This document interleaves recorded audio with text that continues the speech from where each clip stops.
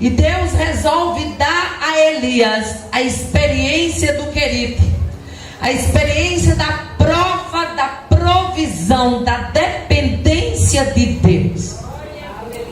Se nós fôssemos dar oportunidade para os crentes que aqui estão, para os irmãos que estão aqui nesta tarde, cada um ia ter uma experiência para contar, porque geralmente todo crente já viveu um dia de querite, uma experiência no querite, uma prova no querite.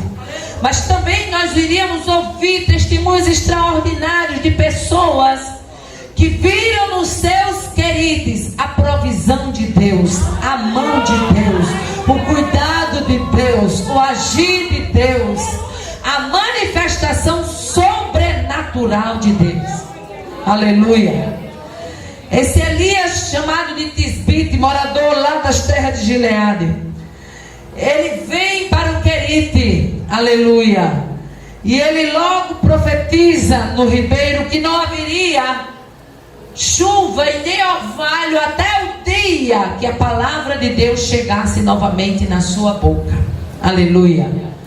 Nos diz a palavra que o Senhor manda se retirar para o ribeiro, e lá ele passa alguns dias na beira do ribeiro, e a Bíblia diz que ele estava escondido.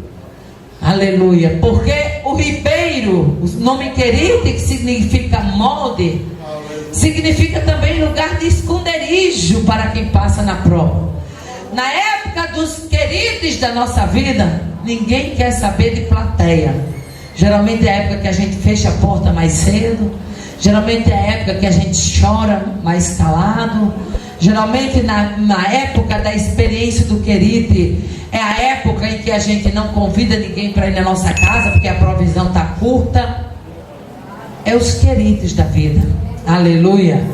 E a Bíblia diz no versículo 3 do capítulo 17, que o Senhor diz: vai e retira-te para a beira do ribeiro de Querite e esconde-te junto ao ribeiro que está diante do Jordão. E há de ser que, foi a palavra que Deus disse para Elias, beberás da água do ribeiro, e eu tenho ordenado aos corvos que ali te sustentem. Ei, venha cá. Você ir para um esconderijo, para a beira de um ribeiro, e acreditar que o seu alimento, quem vai trazer é corvo, precisa ser crente, precisa não? Precisa você ser crente. É Deus dizer: vá para lá, fique lá, não saia de lá. Deus, mas lá não tem supermercado, mas fique lá. Mas eu não tenho feira para levar para lá, mas fique lá. Mas lá não tem vizinho, mas fique lá. E como é que vai ser? Lá tem os corvos que eu ordenei, aleluia, para que lá, ali, eles te sustentem. Oh, aleluia, glória a Deus, aleluia. Mas a Bíblia diz também no versículo número 4, aliás 5, diz que ele foi e fez conforme a palavra do Senhor. Aleluia. Ou seja, nós podemos entender que Elias, se você vai ver no capítulo 17, teve o desafio do Querite, teve o desafio de Sarepta, aleluia, teve o desafio da ressurreição do filho desta viúva, e aí ele está fortalecido para chegar no capítulo 18 e desafiar os profetas de Baal, porque já tinha passado a experiência do Querite, a experiência de Sarepta, aleluia. E o nome Sarepta em hebraico significa lugar de fundição, derretimento, lugar de derreter. Tem um lugar que Deus coloca a gente que a gente pensa que vai mesmo é derreter, mas é prova de Deus para provar soldado valoroso. Aleluia. O que eu acho interessante é que em todas as experiências que nós vamos ver na vida dos homens e das mulheres de Deus na Bíblia, não foram experiências para entristecê-los, não foram experiências para dizimá-los, para diminuí-los, para matá-los, para humilhá-los. Foram experiências para fortalecimento, para renovação renovação, para estrutura. Eu posso afirmar que o desafio enfrentado por Elias no capítulo 18 no Carmelo, ele teve um período preparatório, o ribeiro, a sarepta, aleluia, tudo que Deus havia proporcionado na trajetória de vida de Elias, deram a ele suporte, deram a ele fé, deram a ele confiança no Deus a quem ele servia. Assim também como essa prova, ela veio para te dar confiança no Deus a quem você serve. Aleluia. E aí a Bíblia nos diz que os corvos traziam pão e carne pela manhã, e também pão e carne à noite. Aleluia. Glória a Deus. E tem uma versão que diz que era como se o pão tivesse sido assado em brasas, ou seja, devia vir quentinho, né? Aleluia. Glória a Deus. Deus proporciona essa experiência. E a Bíblia não diz quantos dias Elias passa no ribeiro. A Bíblia diz só no versículo 7: e sucedeu que passados os dias o ribeiro secou, porque não tinha chuva sobre a terra. O ribeiro secou, mas quem enchia o ribeiro permanecia o mesmo. Não tinha chuva sobre a terra, mas quem mandava a chuva estava presente no processo. Não tinha alimento nem água agora, mas o Deus que tinha dado escape na beira do Querite era o mesmo Deus que estava abrindo a porta de Sarepta para o profeta. Fique sabendo de uma coisa: quando o Querite fechar, não fique pensando que vai morrer. Não fique pensando que vai acabar. Não fique pensando que é fim de linha. Quando o Querite parar de produzir água, é porque Deus está abrindo uma nova oportunidade de manutenção.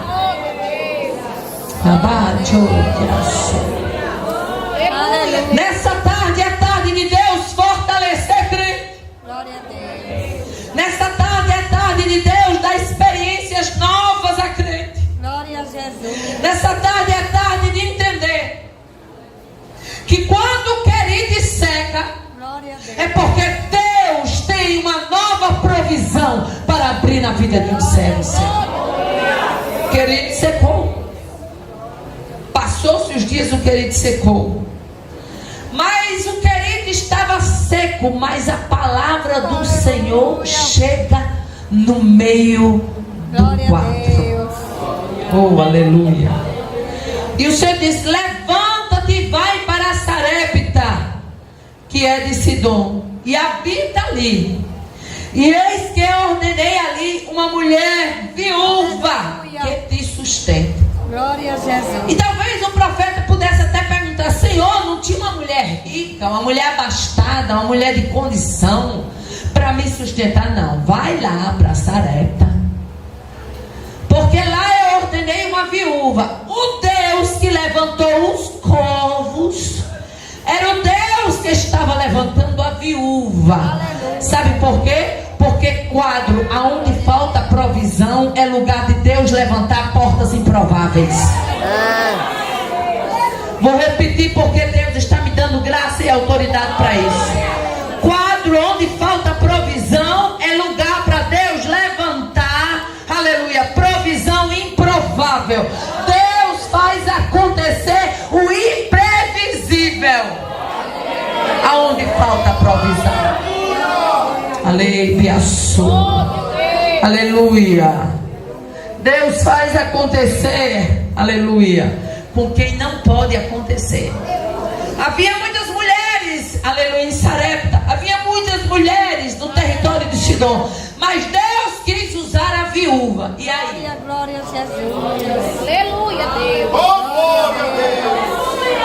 Usou o corvo na vida. Nessa tarde é tarde de receber bênção quem é profeta, e é tarde de receber bênção quem não tem provisão.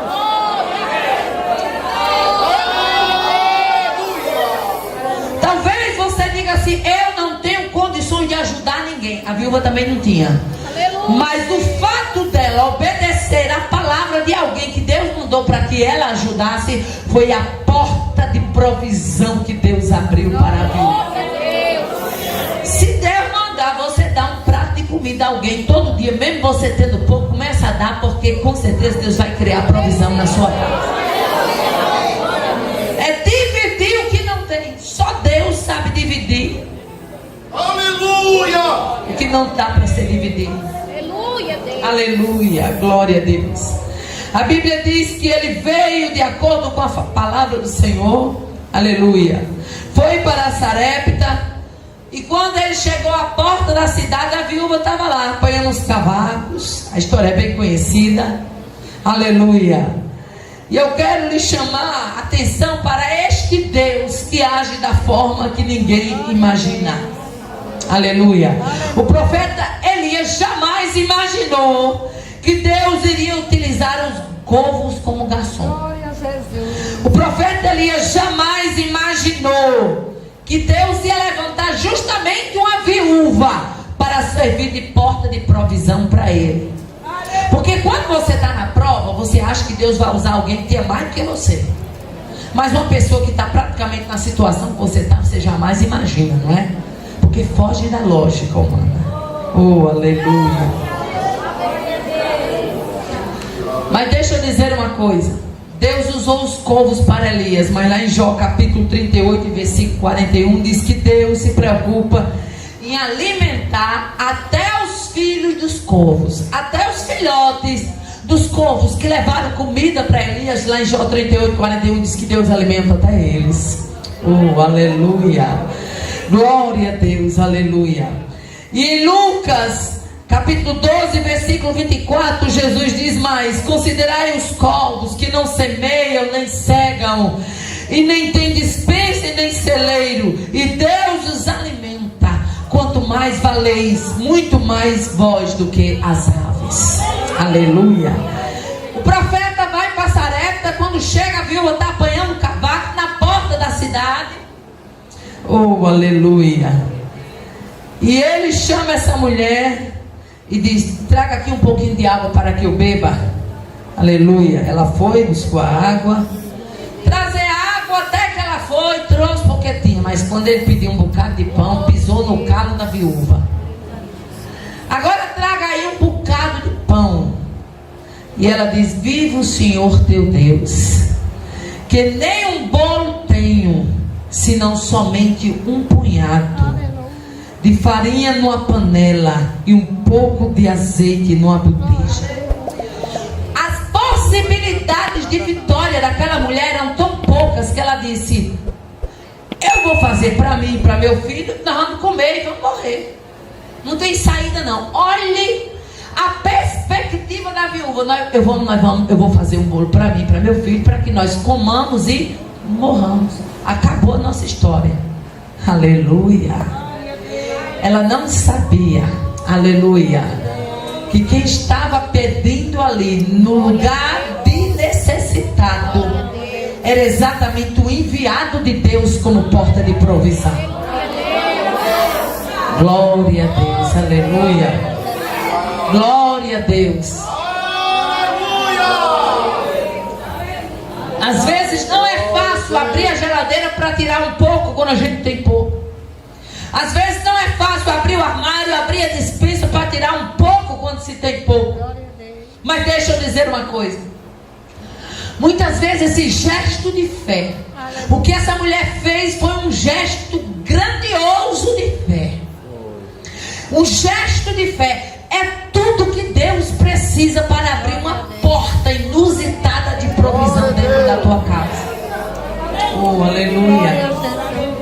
Quando Elias ouviu a frase daquela mulher, Elias disse: escute aqui, aleluia, não temas, mas faz conforme a tua palavra, porém prepara primeiro um bolo para mim, porque assim diz o Senhor: a farinha da panela não se acabará, e o azeite da botija não faltará.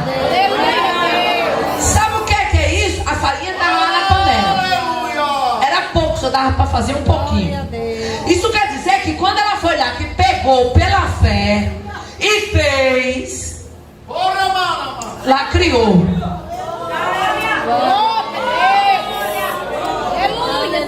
Quando ela tirou o azeite da botija para temperar a massa, para fazer o bolo, a botija criou. Quando ela voltou para olhar outra vez, a Bíblia não diz, mas eu creio, quando ela voltou já estava a vasilha cheia e a botija cheia. E tem mais, ela era tirando e todo dia a vasilha cheia, a botija cheia. Daí a surimi que arrasta. Deus tem porta para abrir.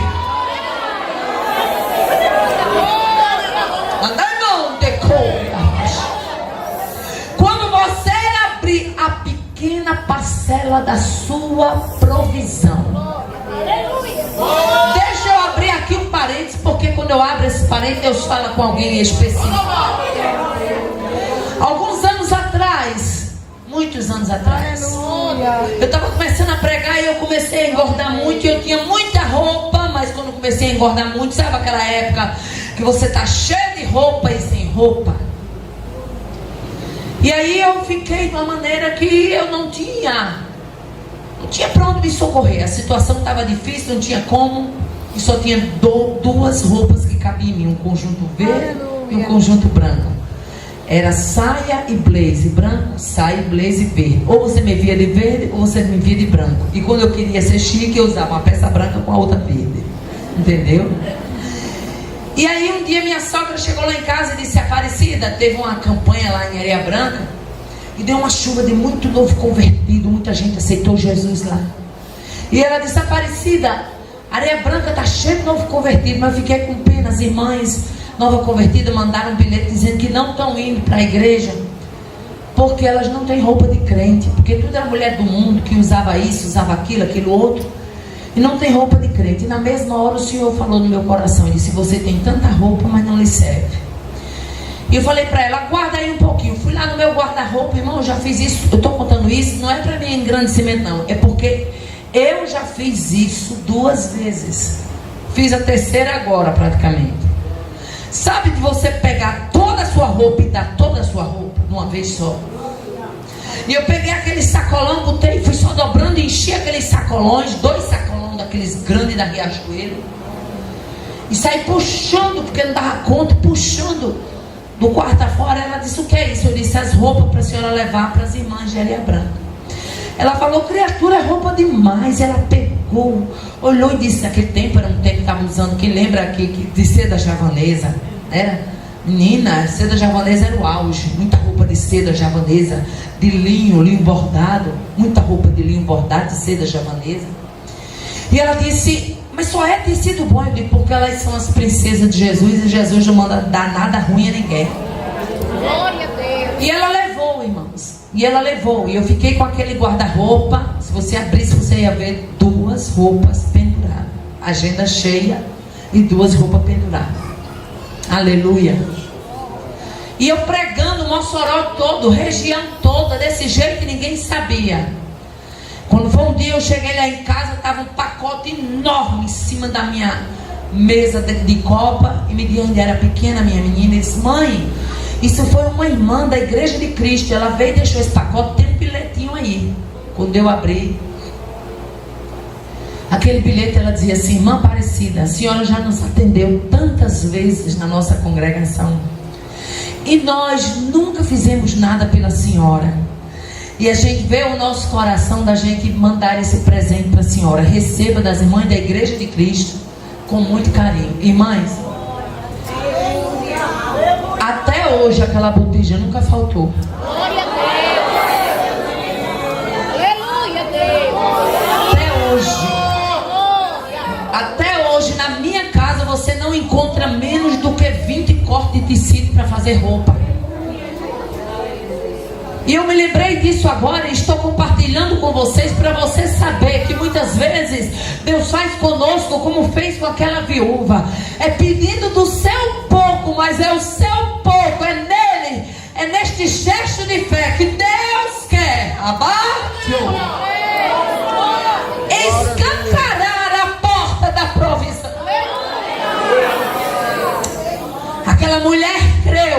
aleluia, louvado seja o nome do Senhor. Ela creu, fez o bolo, aleluia. No versículo 15 diz: e fez ela conforme a palavra de Elias, e assim comeu ela, ele e sua casa por muitos dias.